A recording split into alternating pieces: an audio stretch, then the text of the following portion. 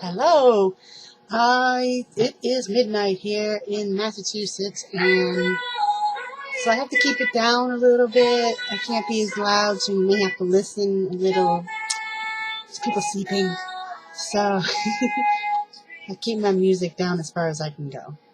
I didn't want to play it because the sound of the TV is kind of weird when you're talking on this thing, so I'm playing my Apocalypse playlist, and the song you're hearing right now is actually by Emily Kinney, who plays the lovely, adorable Beth on Walking Dead. Probably the very doomed Beth, by the way, I might add. I'll get to that in a little bit. But she and her on-screen sister, Lauren Cohen, did the song called The Parting Glass, which I put on the Apocalypse playlist. And it's a really pretty song. And Emily has an album coming out, so I might be interested in listening to it. And I think it may determine her future on this show, among other things. But I wanted to get into a few things this week about the TV that I have watched over the last couple months, because I haven't done one of these in a long, long time. And part of the reason was I had a jury duty and was on a jury for 2 weeks, actually. So I actually rendered a verdict. Got paid for the privilege of it. I really don't want to get into the details of the case at the moment, but it was a trying one emotionally to do, and it drained me for quite a while. But now I am back to myself and watching my TV shows, and a lot of interesting stuff happened over the last couple of months that I thought I might want to address with you today. So I'm going to get into a few other TV shows before I get into The Walking Dead and Once Upon a Time. They're going to take a little time because The Walking Dead pleased me. Once Upon a Time hasn't. And this is stuff that will be elaborated on further in a live journal post that I do later. Probably do tomorrow night or something. I might also add that today is now April 1st. It is April Fool's Day. But I'm going to tell you right now that nothing I'm saying in this thing is a lie. This is all true opinion and all things that have actually happened. So just don't think that I'm playing a prank or anything here. Alright, so I watched several TV shows that I find extremely interesting. I've stopped watching NCIS in protest because I do not like Ellie Bishop and I can't deal with her. Nothing personal, I just cannot. And I think it's more the general sort of avoidance of even mentioning Ziva as if she never even existed kind of thing that just pisses me off so much. And because the show's getting up there in age and it's just not as interesting to me as it used to be, especially without Ziva. And it was Cote's decision to leave, and I understand that. And until she comes back, I will not watch any episodes of this show. Done with that. I've already addressed that. The anger on that is completely gone. So now I'm going to get into a few other TV shows that I've watched over the couple of weeks. Once Upon a Time in Wonderland is wrapping up this week, and it looks pretty interesting. They killed both Anastasia and Cyrus, but they can bring them both back. How about that? I'll be interested to see which one of them is brought back and what they're like when they come back, because as Rumpel always says, magic has a price. So I'm sure there'll be one here when they figure out how to do it. Ramin Naveen is killing it as Jafar, by the way. Looking, pretty goddamn evil, making it hard for me to like him. But as a villain, he's very good. I want to send a shout out to the lovely Bree Turner from Grimm, who has just been phenomenally excellent on Grimm of late. Really developing the character of Rosalie, who I love so much. She's probably one of my favorites on there. Very smart, very intelligent woman. And it's had some dramatic meat to really dig your teeth into of late on a show that has caught on. And I think a lot of people would probably like it if they gave it a shot. It's got a real good cast. And none of these people are well-known people, except for Mary Elizabeth Mastrantonio, who plays Nick's mother, who is showing up again fairly soon. So it's a pretty good show. It's on Friday nights on NBC, right in front of Hannibal, which is another show I watched, by the way.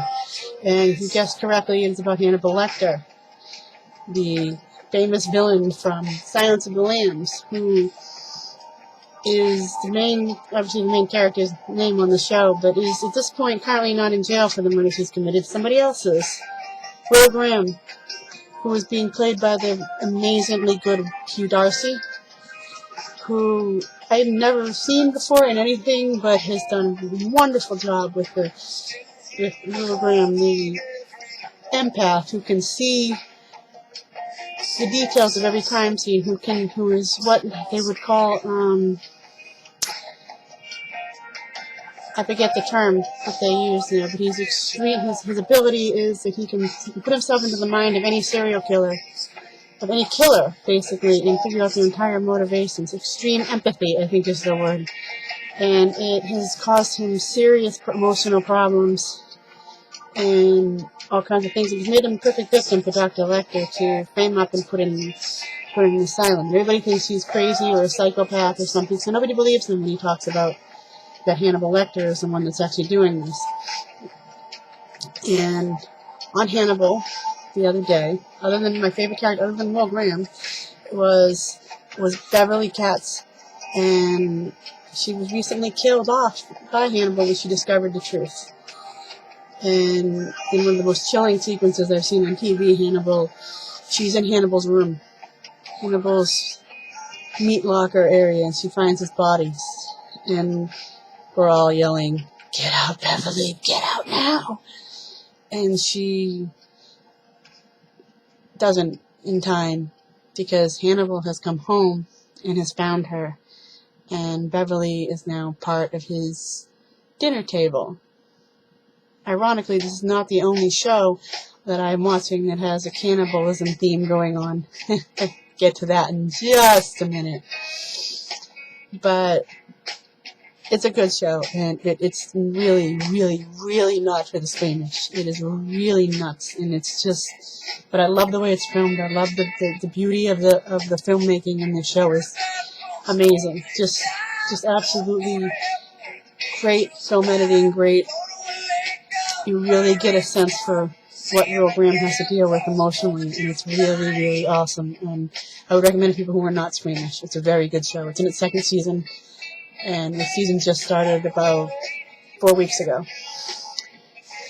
And yeah, very good. So there's that, and then there's The Following, which is about, it stars Kevin Bacon, and as a former FBI agent hunting down a serial killer who has a cult that follows him. And yeah, I know my shows are kind of weird, and they've got this strange bend in them that I think that people probably think is pretty bizarre.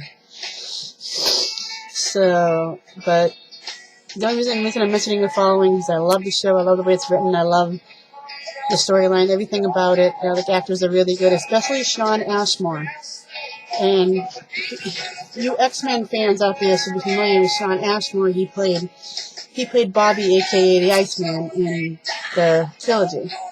And Shawn has, I believe, grown a great deal as an actor too since those movies, and has really, really shown some fantastic range. Mike Weston, the character he plays, has been beaten to shit in a Fight Club scenario, emotionally tortured, and forced to watch his father die on videotape in one of the most gut-wrenching emotional scenes I've ever seen on television. It followed immediately the day after a very emotional scene with Daryl Dixon on The Walking Dead, and right after the episode Still, which was the 12th episode of the Walking Dead season, and was the big Daryl and Beth episode. I'll get into that in a minute.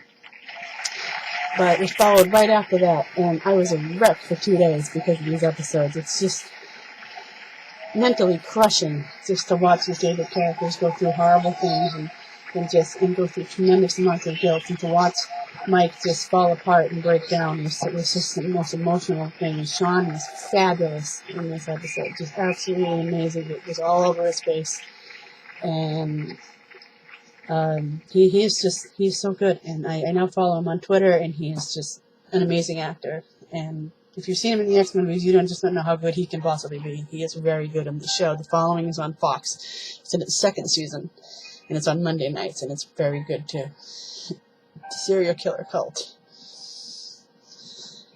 So, that being said, let's get you to The Walking Dead. It has basically been particularly ridiculous. And obviously everybody knows about the episode with Carol and the two little girls, in which the little Lizzie kills her little sister to turn her into a zombie. And that's one of those episodes where I was sitting there, and the minute it happened, the minute I saw that little girl with the knife in her hand and the blood all over her, my mouth went like this, and it was like that the rest of the episode. Just like this. Nothing. I couldn't say anything throughout the rest of it. I was stunned. All I could see is her face going, "Don't worry, she'll come back." And I'm like, ah. That episode just killed me. It followed an episode earlier that killed me with Lisa and Daryl and Beth, in which Daryl had a emotional breakdown after getting drunk with Beth, and after they were separated in the prison. And the prison debacle that occurred when the governor killed Herschel and all that stuff. Everybody was scattered. Completely blown out. I want to get to a few things I like about this before I get to the finale. By the way, this season was very character-orientated. It really got into characters, really got into their stories. You really got to understand every arc was beautifully done. And I love the Michonne, Rick, and Carl thing. We learned more about Michonne as we went along. We learned that she had a child, a little boy apparently, that was killed when her boyfriend and his friend were negligent and allowed the walkers to get into the camp they were staying at. And those were the two that she had on change were walking around with when we first met Michonne. We understand why she was the way she was for so long. But what I love about it is how close Michonne has become to Carl. She's almost like a mother to him. She's taken over for Lori and has really, really looked after the boy when Rick couldn't do it. And I think that she's really become a mom to him. And she told him this in the finale about how she would become a monster until Andrea and Rick and Carl brought her back. And you can tell that she really loves the boy, and she's become like his mom. And I just love the dynamic, the little family thing that three of them got going on. And the Rick and Michonne kind of interesting little thing going on there. See, I don't ship anymore too much, but I like particular people together, and I wouldn't frown on it. And I could deal with Rick and Michonne. They're kind of interesting. They kind of have that good parental partnership with Carl, and I think that they make a really good team. We also saw Maggie was separated from Glenn. She was with Bob and Sasha, each of them having their own interesting stories. I kind of like Bob. Bob sort of learning to embrace and accept the group around him and fighting for that group, which, considering where he came from, we had a great little flashback beginning of an episode in which we showed Bob just sort of stumbling through the world alone after the apocalypse, not wanting to be involved with people. And now he's found a family, he's found a group, he's found people that he loves and care about and will fight for now. And especially with Sasha, who is just afraid that she's never going to see her brother again, which I think is a real interesting thing too, because she was fighting through it in a particular episode. And it's why they were sort of reluctant to go. She was sort of reluctant to go along with Maggie in finding Glenn, because she didn't have the faith that Maggie did that Glenn was still alive. And she just wanted to stop and settle and be and just have something. But eventually she came to understand her her fears are based on her own, of not being able to find Tyrese. And not necessarily that she would find Tyrese, but that she wouldn't find him. And these are complicated emotions that people have, and it's a very real character thing to be like this. And I like that particular dynamic story and I like how this second half of the season forced these characters out of their comfort zones and forced them to be with people that they wouldn't normally associate with as often. And in this case, it was, that Maggie wasn't as familiar with these people as maybe she was with Glenn. And her story with Glenn was all about faith. It's all about being able to find each other in the midst of all this garbage and believing that they would be found. Glenn woke up at the prison by himself and found Tara there. Tara is one of the girls from the governor's group who is probably the sole survivor from it, but is so guilt-ridden over what happened that she feels a need to help Glenn find his wife, and she's exceedingly loyal to Glenn, which I think is a wonderful trait. And she's a good person, a great person, and she generally looks after him, protects him, and helps him out throughout the whole thing there. They run into this military guy whose name escapes me at the moment, and Eugene, the scientist, who's very funny, and the other girl there, the little hot chick there. And they form a little group of their own, with their own little quarrels and issues and things going on. And I like these new people that are brought in. Like, I like how The Walking Dead brings in new people that you start to like almost immediately. And that's another thing that they do. And like I said, it's forcing people out of their comfort zone. It's forcing Glenn to cooperate with people that he's not used to. New people that he's got to figure out how to work. Now, eventually, Glenn and Maggie find each other through their faith and their ability to get there. Carol ends up finding Tyrese and the little girls. Obviously, we know about what the end result of that was, but it also forced Carol to deal with a few things of her own as well, including the loss of her daughter, Sophia, and the way she sort of transferred that onto Lizzie and Micah. And soon, and when she ends up having to kill Lizzie at the end, it's like she's finally putting it to bed. She finally knows that Sophia is dead, and that these girls are not Sophia. That this little girl is not Sophia. She's a crazy little girl who just killed her sister, and she plays with zombies and just has no clue, and would probably just kill other people to turn them into walkers so she could play with them and hang out with them. It forces Carol to face up to this, and it forces Carol to face up to what she did with David and Karen. And by being with Tyrese, she has to confront the end result of what she did, the decision that she made, and the consequences of it. And I think that by the end of that episode, Tyrese is able to forgive her for the action, but he says he's not going to forget about it, but he can forgive her. Tyrese is still a good person, and his ability to forgive her is a wonderful trait that he has, because he knows that he has to depend on her for survival. Interesting little note, in that episode they see the fire going on, and there's some speculation as to what that is, and how that plays into what happens. Remember that Carol and Tyrese are a day or two behind everybody else, and who knows what that means. It could be terminus for all we know. So, but anyway, getting on to Daryl. Daryl escaped the prison with Beth, with little blonde Beth, the teenage girl, the one that sings and the one that seems to be almost oblivious at the time to what's going on, and other times, and almost a little naive, maybe, a little too nice, a little too sweet. And Beth is just, she's not the typical person Daryl would want to be stuck with. I mean, if he had a choice, it wouldn't have been with Beth at the time, because he has to sort of look after her and help her out. And you see early on how shut down he is at that point with the loss of what happened to Herschel and everything, and the loss of Carol, the loss of Herschel, the loss of the prison group, all that stuff. Daryl was just sort of withdrawing emotionally like he did in season 2 when when Sophia walked out of that plane.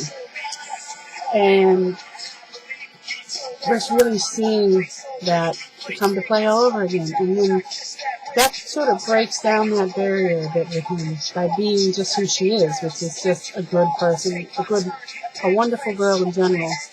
And by simply getting him to drink with her, by doing something simple. And we find out that Daryl is not a very good drunk. In fact, he's not a very nice drunk. In fact, he's an awful drunk. And a lot of his issues come out with that when he starts railing them at Beth. And she just rails right back.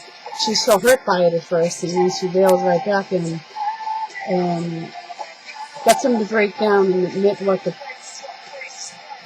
he's in pain, and admit that it bothers him. And in the scene when he breaks down over the death of Herschel and the loss of his new family is painful and devastating and sweet, and Beth just gives him a nice hug from behind, and she's just such a good person. And he and her bond, and it's really, really sweet. By the way, I don't get any romantic shipper vibes from him and Beth because, first of all, he's like old enough to be her father. Second of all, I'm just not getting it. She seems to him more like a little sister, and I think he looks at her that way. I don't think he sees her that way. And unfortunately, Daryl loses Beth at the end of another episode. She gets grabbed up, put in a car, and is gone. And it is unfortunate, because Daryl's alone now, and he ends up with these guys called the Claimers, who turn out to be the Marauders from the comic books, who are not good people. But they're going to pale in comparison to who they run into at Terminus. And the season finale, everybody ends up at Terminus with Spooky Mary cooking stuff up on the grill. Now, I don't know if I'd want to eat the stuff that Spooky Mary is cooking up on this grill. And as we find out later on, it's probably a good idea that we don't. Because Rick and Michonne and Daryl, then you end up there in a little bit.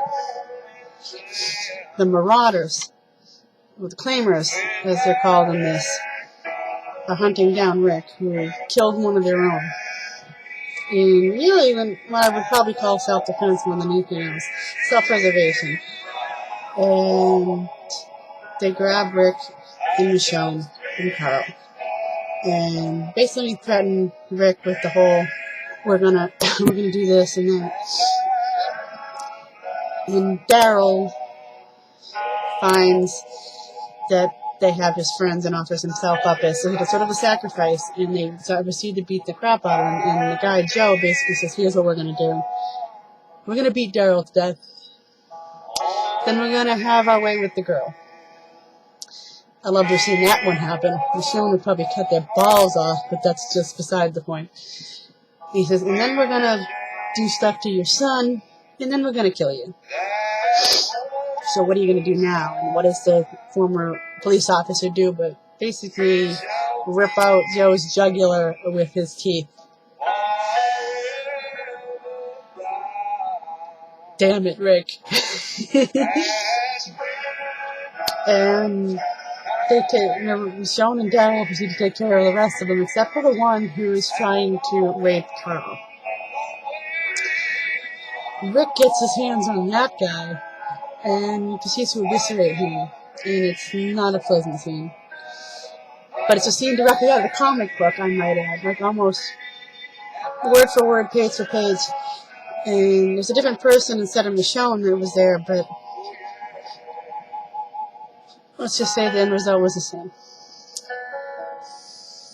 Now, interspersed with flashbacks of life back at the prison, we see Herschel again, and you see all the people, you see Beth and everything like that, and you see a lot of people that are no longer there, by the way. And is them arriving at Terminus and finding it eerily quiet, like scarily quiet. Like, it should not be that quiet for a place that's supposed to be taking people for a couple of years now. And they bust in from the back because they don't want to go into the front because they're not stupid. Okay, they've been through this before. But before they get there, there's a nice little scene a couple nice little scenes that I really want to get. The nice little scene that I really want to talk about. I already mentioned the Sean and Carl thing, but I wanted to mention the Rick and Daryl moment when they're sitting in front of the car. And Daryl and Rick are sitting together, and Daryl's apologizing for being with the Claimers, and he didn't know what kind of people they were. And Rick says, "I understand you were alone." He says, "I can forgive you." He says, "You're my brother." And Daryl gets this little look on his face, and it's the sweetest, cutest thing I've ever seen in my life. And it's just a wonderful little moment before all the chaos occurs. But they really are brothers, and it's really, really cool. So anyway, they get inside Terminus, and they see the lady broadcasting that staid message about how no one is sick here, everyone is alive, everyone here lives. And for some reason, I'm not buying this because of Creepy Mary and her barbecue grill, and all the foreshadowing and everything, and just the eerie feeling that I'm getting. So they go to serve. Garrett and his people get to go to serve up Rick and them a plate of food. And Rick, just as Carol's about to take a bite out of it, Rick sees Herschel's watch sticking out of the guy's pocket. The watch that he gave to Glenn, and all hell breaks loose. And basically, our group is chased throughout Terminus, and during this time, we see all kinds of neat. There's a weird little things in Terminus, things that definitely make me very uncomfortable, like the trailer's full of people screaming, "Let me out of here!" Screaming people. The fenced-in area with all the guts all over the place. Yes, those are human remains. The creepy candle room with all the things that say trust, never trust, don't trust, don't do, and all that weird cult stuff. It just looks like a weird cult thing. And just in general, horrifying connotations. And they get cornered in the other room, and what we get is they get put into a train car. Before they get into the train car, there's bowls of powdered milk sitting on the floor with spoons in it, basically meaning this is stuff that you would use to fatten somebody up to eat. We're dealing with cannibals. Alright. It's not openly said, but it's certainly implied. So we're like, oh shit, where's Glenn and Maggie? Where are all those people? Tell me that they are alive. Tell me that they didn't eat them already. And tell me people don't have Beth, because if people have Beth, Beth's in a shit ton of trouble. And, oh no, she could be in one of the other cars for all we know. And she could be in one of the other cars. I didn't even think of that. But, or she could already be on the table. Or she could be somewhere. I just don't know where she is. So, they put them in the car, the four of them, make them give up their weapons. And I swear to God, I thought they were going to shoot Carl right in front of her. And I was just tense the entire moment, freaking out, going, oh my God, they're going to shoot Carl. Because they made him go in last. Almost like they were making sure that Rick would cooperate, is basically what they were doing. By sending him in first, but the others and the boy last, they were making sure that Rick cooperated with them. Because they had their guns trained on the kid until he walked inside, and then they sent her. Inside the trailer, they found Glenn and Maggie and all in their group, and I'm like relieved. Yes, at least they're alive. But no Beth. Tyrese and Carol aren't there. We already said they're a day or two behind, so they haven't even arrived yet.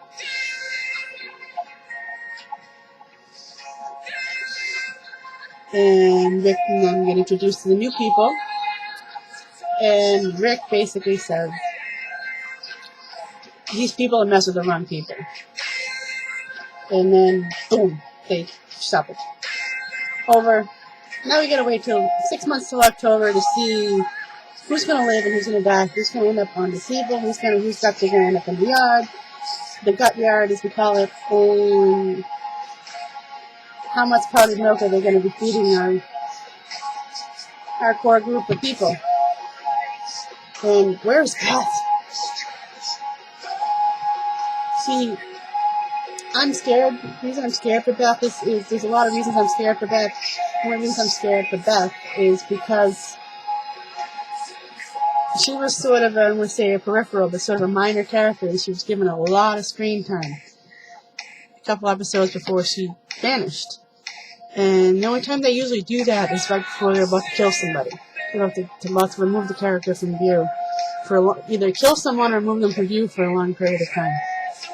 And they did it with T-Dog. They've done it with Herschel. They did it with Merle. When they give a character that much screen time that hasn't had it before, I always get a little concerned about their fate. So I am very worried about that. Because Emily Kinney's career is starting to take off musically, and who knows, whether she decides to come back or not, or whether it's done for her. It would still sort of a fatalistic thing that this show has. I'd also like to believe there's hope in that she's still alive, and that Maggie didn't have to go through the possible scenario that I heard her possibly having to go through. It's a speculation, it was possibly a rumor, it could be possibly something from the comic book. I don't even want to get into it because it is just that, but it's horrifying to think of it. And after everything Maggie's been through already, everything Daryl's been through already, I really don't want to have to see them have to deal with that horrible thing. But 6 months of not knowing how the hell our people are going to get away from these nutball cannibal people, and how Tyrese and Carol get there, and hoping that Tyrese and Carol don't get caught in the trap and they figure it out without any kind of crazy display of aggression that gets them thrown in the cart. See, my thing with the gut people and with them putting in that particular cart is maybe the other carts of the people that they're about ready to start eating. And the Rick's group is sort of the last one in the train right now. They're moving the other one to move. And we're hoping that maybe they take their time getting to them, and that they're safe for just a little bit. But the cannibals, who knows? And I'm hoping that Carol and Tyrese, if and when they get there, don't fall into the trap. Or maybe sense something and not be quite as aggressively obvious as the other two groups were, because I've got the feeling the same thing happened with Gunn and Maggie's group as well. They saw something or heard something that caused them to react aggressively and got put in the sting. So, The Wlaking Dead I think this has been their best season. And because of the tense character development, because of all the wham moments that they've had on this show this year have been ridiculous. And it's just, they've thrown us through the ringer and through the gauntlet, and they have given us so many things. They've separated people that were, joined at the hip.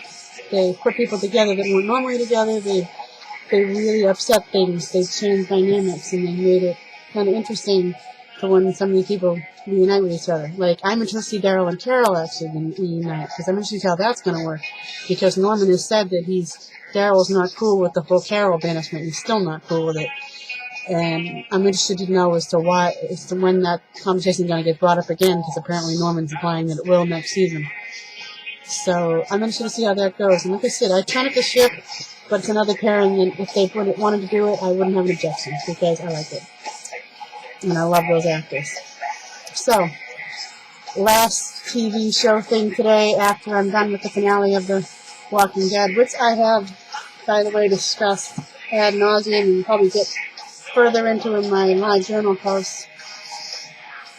And I promise that I will have that live journal post up probably tomorrow night, which is kind of like my Friday night. Tuesday nights are my Fridays, basically. So, that's going to be my, that's going to be my Friday so maybe I can get some writing done or something then, because I will elaborate a lot further on some thoughts that I have regarding The Walking Dead and 2 other TV shows. But I wanted to get into one more thing regarding TV shows, and this is something that pisses me off, that pissed my friend Lindy off. We watched Once Upon a Time. We love the show. And Once Upon a Time the other night killed off Neil. Yes, Neil. They fired. Rumpelstiltskin's son. Okay, and for what reason? Well, on the show it's a sacrifice and whatever, and it was dramatic and it was pretty, but the show's real reason probably for killing him had a lot more to do with the whole Emma and Captain Hook pairing that some people love so freaking much. And the show seems to love it so much. Neil was in the way of that. And by the way, the little fangirl bitches that were saying horrible things to Michael Raymond James, who plays Neil, ought to be ashamed of themselves. This is a TV show, you don't have to be that horrible. And this is the reason why, one of the reasons why I can't ship Captain Swan. I can't. Because I feel like they sacrificed Neil just to make it easier on themselves. So to make the choice easier for Emma. You know, I mean, I hate triangles, granted, I can't stand them. But the Hook stuff is just so annoying to me with Emma. It's like, for the first, season that she was on the show, she showed zero interest in him romantically. And then all of a sudden, one day, she just up and kisses him. And then it's like, everything going finally. And I'm like, did I miss something? Where did this come from? So, alright, I think that's the reason why. And I know Lindy totally agrees with me on this. This is the reason why they killed him. To make it easier on themselves. You know, instead of doing what Lost did, which is essentially had to choose finally. Granted, it took 6 years. But at least there was a decision in the end, and at least, you know, we got a better idea. But this is like a cop-out. This would be like killing Jack so that Kate could be with Sawyer. I mean, that's a cop-out. And it's a bad cop-out is what it is, and it's angering. It's angering to do it. So, I'm very mad about it. Lindy's very mad about it. I know some people are very mad, but some people are probably celebrating. Going, hey, Neil's dead now, Emma can be with Captain Hook. So, I will not root for that ship, like I said, never.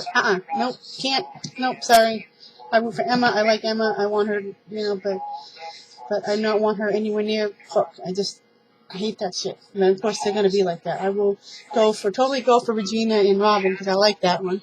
I will totally go for Rumplebell, because that was my favorite couple on that show, and I will totally love Snow and Sherman. Those particular pairings I like, and I will root for them, but I will not root for Captain Swan ever.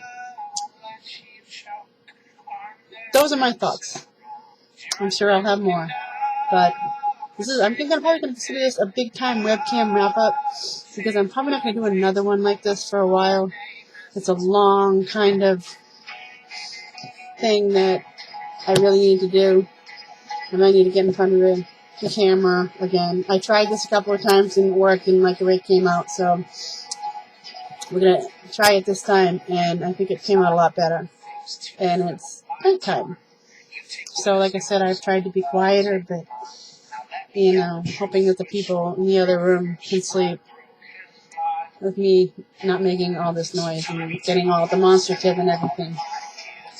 So, anyway, the other thing I gotta say is, welcome to Walking Dead, Lindy. So happy you came along. I'm so happy that you love it. And I'm so happy that you're my fellow Carol girl. Yes. And I'm so happy to have somebody intelligent to talk to, not that my other friends aren't, but somebody who thinks the way I do, which is really awesome, because I know you see things very similar to me, and I love that. We have some differences, and we have things that we add in that some of us think of and the other ones don't, and I'm glad that that's the case.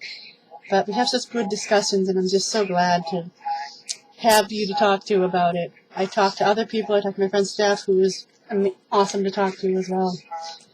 And it's just so great to have other people. And I'm glad that I have a new bunch of people that I can talk to about it. And I'm just so glad Lindy is on board. I'm gonna get one of my many online friends that Lost got me. Because I was ever grateful to Lost for doing. Anyway, thanks, Lindy. And I want to add that one last thing. My Bruins only lost one game in regulation in the month of March. They won 15 games. The first game the only game that they lost was a game I went to. They have not lost in regulation since. They have been gone like 15-0-1 since. Like that's nuts. So I'm happy that they're successful and hopefully they can keep this up for the playoffs and win another cup, please. But I should probably wrap up this game tonight before it goes on way too late and too long. It's already long enough as it is, and I gotta go to bed soon because I gotta get up and go to the gym tomorrow before I go to work. I slacked off and didn't go today. Sorry. But I will go tomorrow, I promise. And then I will go to work, and then I will finally I'll have my 2 days off, my weekend, so to speak, and I will be happy then. So here's hoping maybe I'll get to do this again some other time, but probably not today. And thank you for bearing with me. I know probably not a lot of people watch these things, but I have fun doing them occasionally. And like I said, a lot of the points that I've made in this, things that I've talked about already, I will elaborate in my live journal post when I get back into writing it again. My computer's wonky, so I don't know if I'm going to be able to get this video up anytime soon. I hope I will. It won't let me go on Google sites, with one of them being YouTube. So I'm going to see if I can load it up, sort of go around or something, see if I can do it that way. If not, I'm going to have to find another way in. So hopefully I can get this up. And if you're watching, I hope you enjoy. I rambled on a little tonight. I kind of gave you a complete synopsis of the second half of the Walking Dead season. It probably took about 15 minutes to do. Sorry about that. But there was just so much to cover. And like I said, I will get into more of this in my LJ post, where I can write it out and make a super long post expressing my feelings on pretty much everything, from Just Look at the Flowers to killing Neil. Okay? Alright. Sayonara, people, and everybody have a good rest of the week, and someday I will see you again. I don't know when, and I don't know where, and I don't know when, but it will occur. Bye-bye.